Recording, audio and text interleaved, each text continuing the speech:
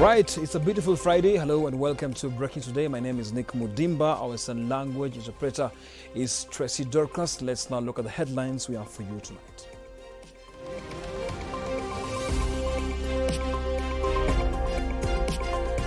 Thirteen people perish in a grisly road accident in Awasi along the Kisumu-Kericho highway.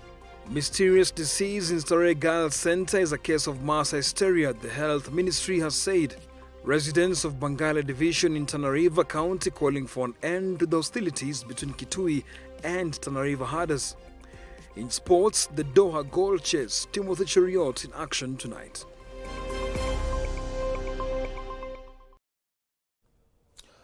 All right, we start with the sad news that happened yesterday at night around 11 p.m. whereby a bus actually heading to Nairobi had an accident and 13 people lost their lives along the Awasi-Kericho road. Take a look. Confirming the accident, Kisumu County Police Commander Benson Maweu said the police collected at least 13 bodies and 35 casualties by around 2:30 a.m. on Friday morning. The accident involved the Eldoret Express Company bus which collided head-on with a truck few kilometers from Awasi Trading Center. Hatuku expect cause gari ilikuwa imetoka hapo kwa stage vizuri, mimi nilikuwa hapo vile amechukua watu wawili akatoka. Unfortunately tunasikia amepata accident hapa kwa nje ya Kericho Awasi highway. At the Jaramogi Oginga Odinga Referral Hospital where survivors were taken, emotions ran high as the survivor recounts their ordeal moments before the fatal accident. Kuendesha gari ile speed ikaongezeka. Kawa sasa inaenda kwa mwendo wa kasi. Hapo tu haikuenda mbali. Wakaendesha gari muda tu kidogo. Nikasikia moyo ikaona gari haiende vizuri. The accident has yet again rattled the transport sector authorities. National Transport and Safety Authority Director General Francis Major has reiterated stiff measures are being put in place to ensure licenses of reckless drivers are withdrawn and necessary action taken not only to the drivers but also to the vehicle company. The number of people we are losing on our roads is unacceptably high. This is a problem that requires a lot of intervention from all stakeholders, and we must all play our rightful role in doing so. Bodies of the deceased have been moved to Ahero Sub-County Hospital mortuary, awaiting post-mortem. According to NTSA statistics, 2,640 people have died in road accident in 2019. Kate Silale, Switch TV. A mysterious disease in Starehe Girls Center is a case of mass hysteria. The Ministry of Health has said a total of 52 students from Starehe Girls were isolated following the case of the students with a high-pitched cough, sneezing and low-grade fever in the school. The Ministry of Statement on Friday said investigations into the cold indicated 2 cases of rhinovirus. Rhinovirus is the most common viral infectious agent in humans and is the predominant cause of the common cold. The team collected appropriate specimens that were tested at the National Public Health Laboratories. The ministry has recommended individual psychological evaluation of the affected students. This is meant to understand the trigger of the outbreak. Also, the ministry wants group therapy for the students as well as staff and caregivers. Now, President Uhuru Kenyatta has noted with satisfaction the progress being made by the country in the fight against HIV and AIDS pandemic. The president, who reiterated Kenya's commitment to the achievement of a free generation, AIDS-free generation rather, called on African countries to allocate more local resources to the fight so as to bridge the financing gap associated actually by the dwindling external support. The champions of an AIDS-free generation, who were led by former president of Botswana Festus Mogae, are a distinguished group of former presidents and influential African leaders committed to an AIDS-free generation. The leaders individually and collectively rally and support regional leaders towards ending the AIDS epidemic as a public health threat. The leaders, who include former President of Malawi Joyce Banda and Professor Miriam Mwere, congratulated President Uhuru Kenyatta for various health sector reforms, including the ongoing rollout of universal health coverage. They urged President Kenyatta to continue rallying other heads of states to show more political goodwill in the fight against HIV and AIDS on the continent. The champions particularly requested President Uhuru Kenyatta to spearhead effort to make African nations to allocate more local resources to the fight against HIV, expand access to ARVs and other primary healthcare services. Former President Joyce Banda congratulated First Lady Margaret Kenyatta for championing maternal and health care through the Beyond Zero initiative.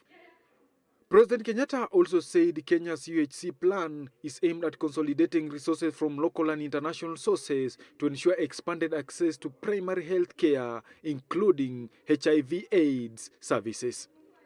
Uhuru mentioned the campaign to end female genital mutilation (FGM) by 2022, the various affirmative actions to empower women and girls, as well as growing budgetary allocations to health and education services as some of the other government interventions aimed at achieving the goal of AIDS-free generation. Kevin Sewe, Switch TV. Now, residents of Mbagale division in Tana River County are now calling for an end to hostilities between the two communities of Kamba and Somalia that has resulted in loss of lives, property and livestock. However, with heightened hostilities between them, it's actually not conducive for peaceful resolution. While the Kamba community in Kitui County are accusing Somali herders of forcefully grazing their animals on their farms, the herders have denied the accusation, saying that they are in Kitui because of the current biting drought and in search of water and pasture.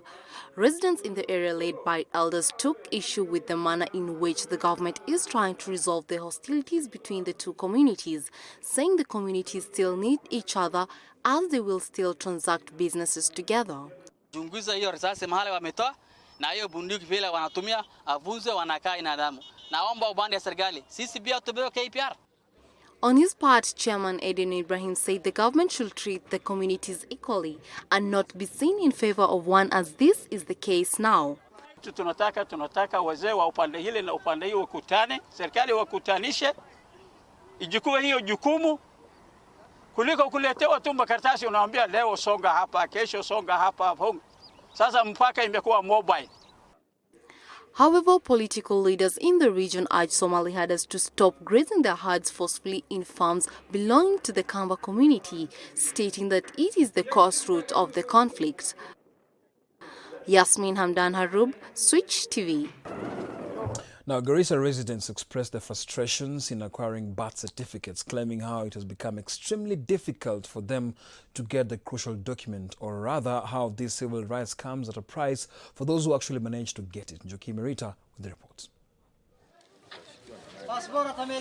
Their faces, weighed down by the constant trips to the same offices meant to serve them, tells it all.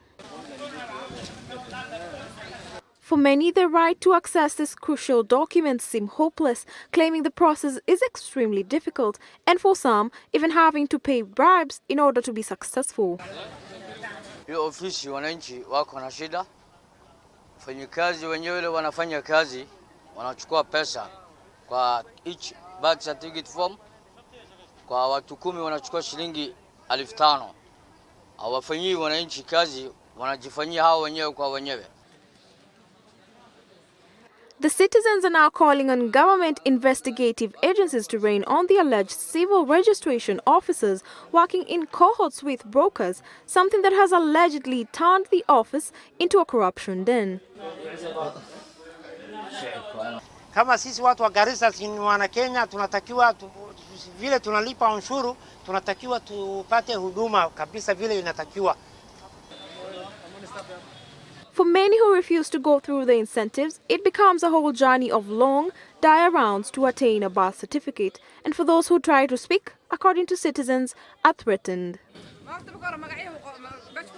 Watu wanakuzuia kwa malango, wengine wanachukua honga pesa, hakuna mtu anakutetea, hakuna mtu anakupatia.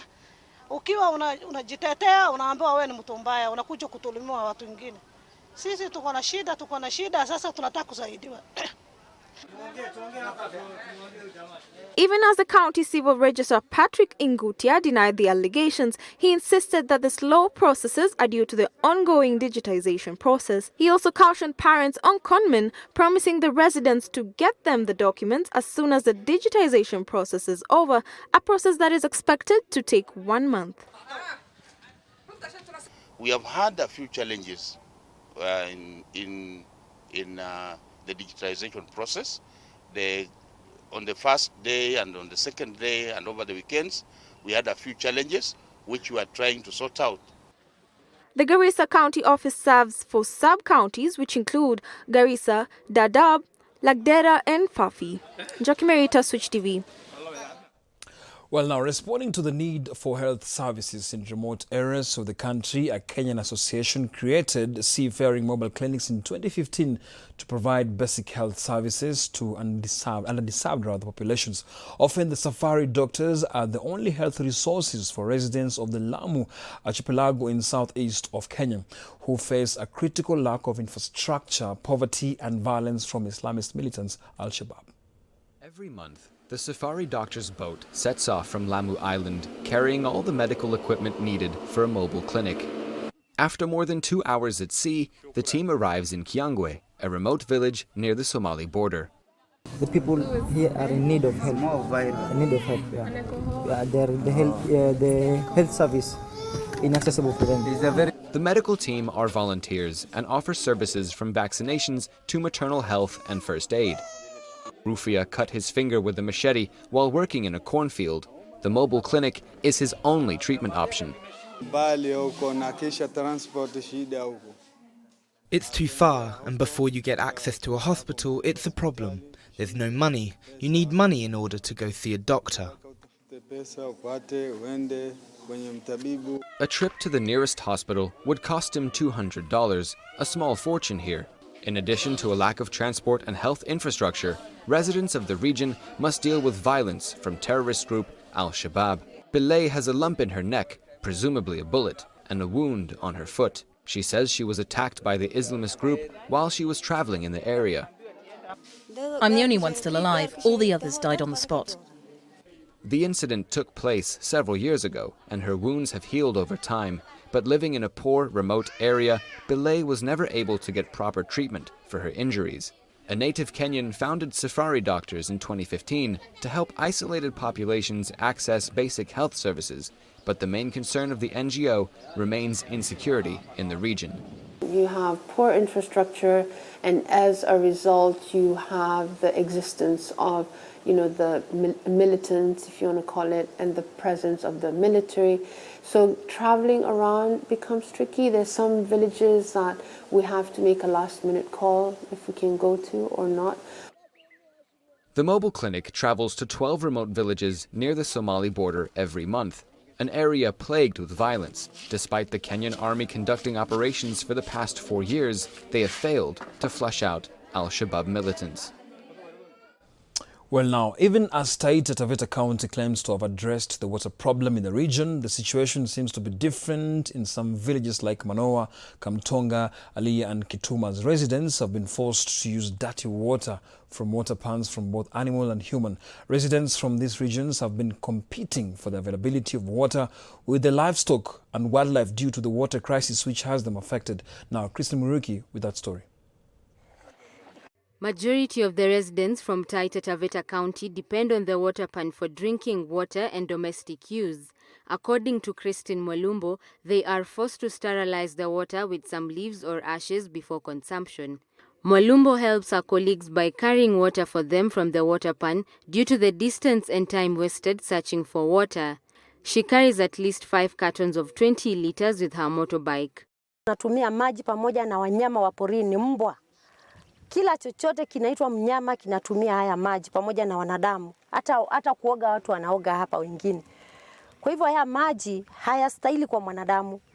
Regina Maundu is a resident from Kengeleni village. She spends about 4 hours walking searching for water, carrying only 20 liters, which is not enough to cater for everyone at her home. She says sometimes they are forced to walk a whole day from Manoa to Mwatate, which is over 15 kilometers, searching for water. Regina also says they suffer from stomach pains and bad smell from the water pan due to contamination of animal stool, urine and dead animals like dogs around the water pan. Magonjwa maana zingine tunaumwa na tumbo. Maji tukinywa. Tunapika sima inakaa kama mchanga. Unga ni mweupe lakini inapandilika. Kabisa wacha tuseme muda mwingi hapa tunapoteza kwa sababu ya kufuata maji. Maana wakati mwingi maji tunayafuata Bura ama Matati.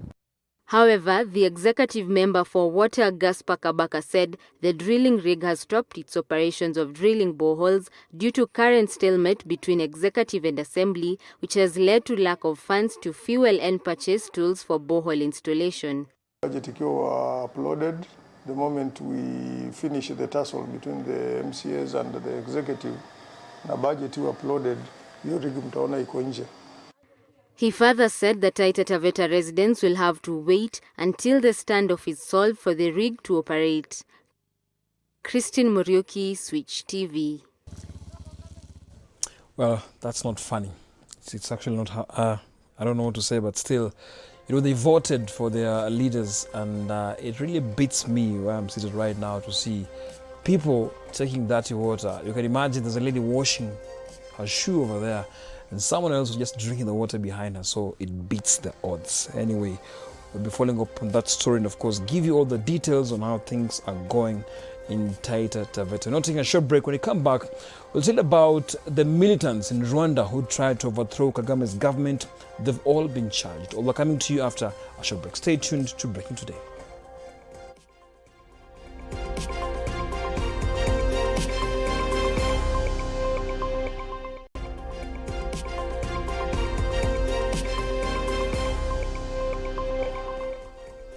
All right, welcome back to Breaking Today. Now, from the water issue in Taita Taveta County, let's still remain on this water issue now in Makumeni, that's Makueni County, where close to 20,000 people in that area will now get adequate water. And of course, this is a situation whereby the Supply After Safaricom Foundation, in partnership with ActionAid, launched a water project worth 25 million Kenya shillings. Now, the project, which started in December 2016, will see 8 learning institutions and 6 market centers benefit from a clean, steady water.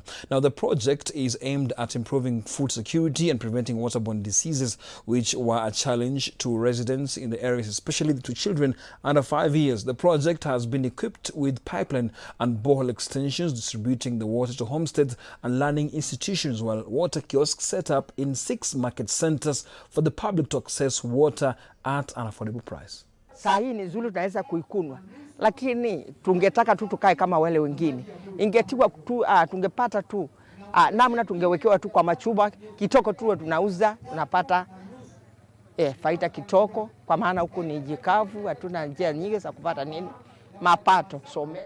Now, across the borders, Rwandan prosecutors on Wednesday charged 25 men with treason and other crimes related to their alleged activities in a rebel group founded by the South African-based dissident.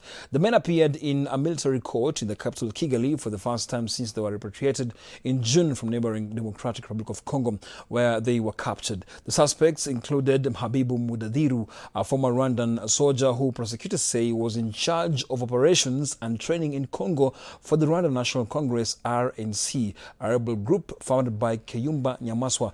Various groups opposed to Rwanda have over the years found sanctuary in DRC's vast eastern jungles, including the FDLR, composed of former Rwanda soldiers and Hutu militias who fled after committing Rwanda's 1994 genocide.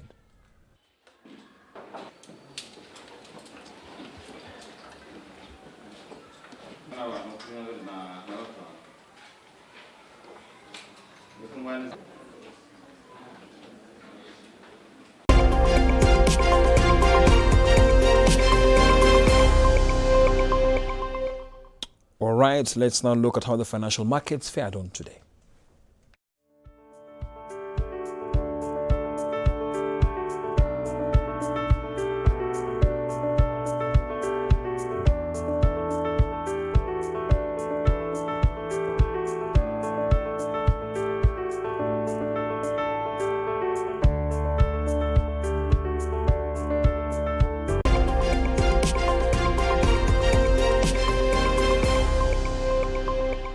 A look at sports now. World 1,500 meter silver medalist Timothy Cheruiyot tonight will lead compatriot Ronald Kwemoi in the men's 1,500 meters semi-finals heats at the ongoing World Athletics Championships in Doha, Qatar. In the absence of defending champion Elijah Manongoi, Cheruiyot will be out to ensure Kenya retains the world title, having finished first in heat 1 last night.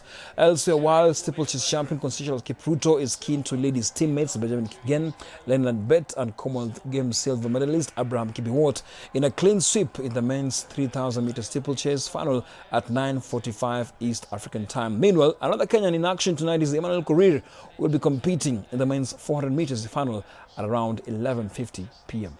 Absolutely sure. Cheruiyot's going to be okay. So too Josh Kerr. Excellent run from the Briton and a good run from Ben Blankenship. Inga Britson will be there. Lopez as well, I think, was amongst the top 6 names. Now, the Kenya Under-20 national team Rising Stars is set to face Tanzania in the finals of the CECAFA Under-20 Championships set for tomorrow. Rising Stars advanced to the finals after a 1-0 win over Eritrea in the semis played on Wednesday, October 2nd. Now, coach Stanley Okumbi has pointed out his satisfaction in the Rising Stars' performance, especially in the knockout stages, while tipping the Stars to finish the job on Saturday. It's a final. It's the last match. Nothing else. Of course, we'll be maybe thinking about after tomorrow. So just to play with a lot of energy, and also of course Tanzania also they have been playing quite good football against their opposition. Nafikiri itakuwa hivyo kwa maana tumecheza mechi ngumu mpaka kufikia finali na tulikuwa na safari ya kwenda Gulu na kurudi, lakini yote hiyo Mungu alisaidia, tulipambana na tumepata matokeo katika mechi zote hizo ngumu. Now, Kenya Women Rugby Team head coach Felix Olo has named a strong 12-woman squad for this year's Africa Sevens Championships, doubling up as 2020 qualifiers. Now, Philadelphia Orlando will lead Kenya Lionesses and will be deputized by Sheila Shajira. Speaking during the Lionesses squad unveiling, Orlando applauded the whole squad for working hard during the training sessions. The squad includes speedster Janet Okello, halfback Grace Odhiambo, Janet Owino, Stella Wafula and Sheila Shajira, among others. Enid Auma is named as the non-traveling sub. Defending champions Kenya are top seeds for the 2019 Africa Women's Sevens on the 12th and 13th of October in Jamel, Tunisia. The Lionesses have been grouped with Ghana, Botswana and Senegal in Pool A.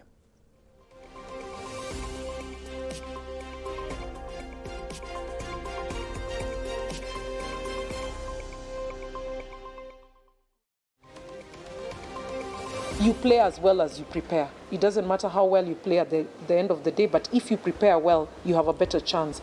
So for us, it's just to ask, if we can get that slight boost for the Lionesses so that they can be able to go out there with the motivation. Hatutaenda tu hivyo ati tupatie South Africa. We lost in 15s, which we are not going to give them another chance. They cannot take everything. Kwani hao ni akina nani? We are in for it and we are going. This one itakuwa do or die. We must fight and we must qualify. Someone is actually joking here that situation itakuwa tricky kwa ground. But anyway, let's see how the Lionesses will perform. Now, Kenya Kabaddi Federation President Matthew Mwangi says that his team is well prepared and positive that they will register positive results in the upcoming Kabaddi World Cup set for December this year. Now, the Federation will send 12 Circle Kabaddi players to represent Kenya in the World Cup, which will be played in India. Training so far, I can tell you it's very impressive. The boys started early training as early as July. And not because of the World Cup, but it's to improve on their technique. Because physical fitness, they are good. Speed, agility, they are very good. Now is trying to blend all that with the technique, which is actually the main cause of victories back in India there. So definitely, that's what we are actually working on. As you can see, our guys, they are quite good, as you can look at them. So what you're trying to do, and as we draw near to the World Cup, we are going to have coach coming from India to actually take them through and of course guide them in few things, the mistake they do and not do, so that to elevate their performance. Nothing as great as learning Kabaddi. First of all, Kabaddi has got a form of self-defense, a group attack to an individual defense. So let's look at it that way. Then in terms of investment, that's where we are headed. We are now approaching the universities, coming from up, going low. The universities and the high school, maybe you'll consider about going to the primary school. This is something very young, and there is something for everybody. So I would encourage the youth to come here to learn as coaches, because you see now, we have Kabaddi for guys who are built up, and we have the other one which you are about to experience here with the kind of small body. So there is something for everybody. It's not meant for big people or small people, no. All right, tomorrow, match of the day will be Leicester City taking on Liverpool. But of course, we'll be giving you all the details on Sports Finale from 2 p.m. So join me, Joel Lamont and Nyambura Muridi. Then we'll be giving you all the details. Chris Migomo, the producer, will be making sure you have all the sports recipes as usual on Sports Finale. My name is Nick Mudimba. Our sign language interpreter has been Tracy Dorcas. Have yourself a good night. I'll see you tomorrow, same place, same time.